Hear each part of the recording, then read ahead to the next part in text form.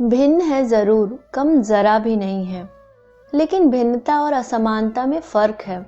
स्त्रियां पुरुष से भिन्न हैं, यह सच है। उनमें बहुत भेद है, यह भी सच है। लेकिन असमान भी नहीं है और हीन तो बिल्कुल भी नहीं है।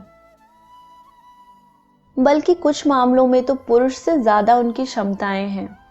जैसे ये बहुत आश्चर्य की बात है कि स्त्रियों को आमतौर से हम समझते हैं कि वे शरीर से कमजोर हैं। यह थोड़ी दूर तक सच है। स्त्रियां पुरुष के मुकाबले शरीर से एक अर्थ में कमजोर हैं, क्योंकि उनके पास मस्कुलर पावर, मसल्स की ताकत नहीं है। लेकिन एक दूसरे अर्थ में स्त्रियां पुरुषों से ज्यादा शक्तिशाली हैं। उनके पास रेजिस्टेंस की ताकत पुरुष से ज्यादा है। अगर एक ही बीमारी स्त्री और पुरुष दोनों को लग जाए तो पुरुष जल्दी टूट जाता है। एक दृष्टि से पुरुष ताकतवर है क्योंकि उसके पास मस्कुलर ताकत है, वह ज्यादा बड़ा पत्थर उठा सकता है। लेकिन दूसरे अर्थों में पुरुष कमजोर है, वह ज्यादा बड़ी पीड़ा नहीं झेल सकता। इसलिए स्त्रियों का भविष्य पुरुष से ज्यादा उज्जवल है, क्योंकि मसल्स का काम तो मशीन करने लगी है, लेकिन पीड़ा झेलने का काम अभी कोई मशीन नहीं कर सकती।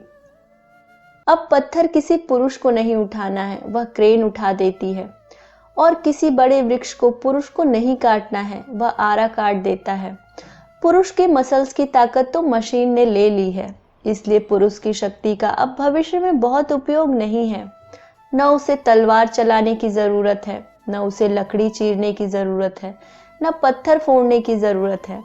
लेकिन अभी स्त्री की शक्ति मशीन लेने में असमर्थ है। इसलिए भविष्य में स्त्री रोज ताकतवर होती जाएगी।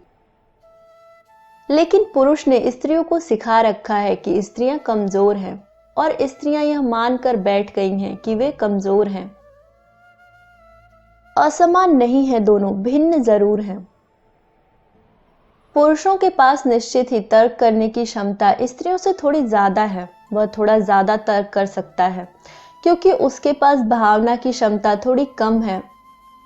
भावना की क्षमता स्त्रियों के पास थोड़ी ज्यादा है। वे ज्यादा प्रेम कर सकती हैं, ज्यादा संवेदनशील हो सकती हैं, ज्यादा अनुभूतिपूर्ण हो सकती हैं। पुरुष ज्यादा तर्क कर सकता है, ज्यादा गणित कर सकता है।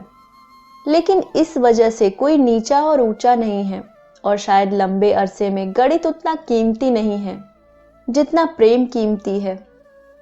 शायद गणित से दुकान चल जाए, लेकिन जिंदगी नहीं चलती। और गणित से हो सकता है कि विज्ञान की लेबोरेटरी चल जाए, लेकिन जिंदगी की प्रयोगशाला में गणित बिल्कुल बेकार हो जाता है।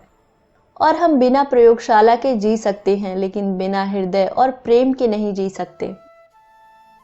मेरा कहना यह नहीं है कि स्त्री पुरुष जैसी हो जाए। बराबरी करने के लिए उनको पुरुष जैसी होने की जरूरत नहीं है। स्त्री का भेद निश्चित है, उसके आयाम अलग हैं। उसकी भीतरी जिंदगी में पुरुष की भीतरी जिंदगी से कुछ फर्क है। लेकिन उन दोनों फर्कों को साथ साथ विकसित होना चाहिए। दोनों को समान अवसर दिए जाने चाहिए। लेकिन कहीं ना कहीं अपनी स्थिति के लिए स्त्रियां भी इसमें काफी हद तक जिम्मेवार हैं।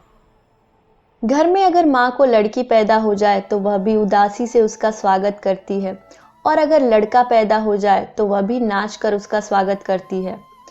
पता नहीं स्त्रियां आने वाली स्त्रियों पर कब दया करेंगी। कोई फर्क करने की जरूरत नहीं है। दुनिया न तो बेटों के बिना चल सकती है और न बेटियों के बिना चल सकती है। दुनिया को चलाने के लिए दोनों एक से जरूरी हैं।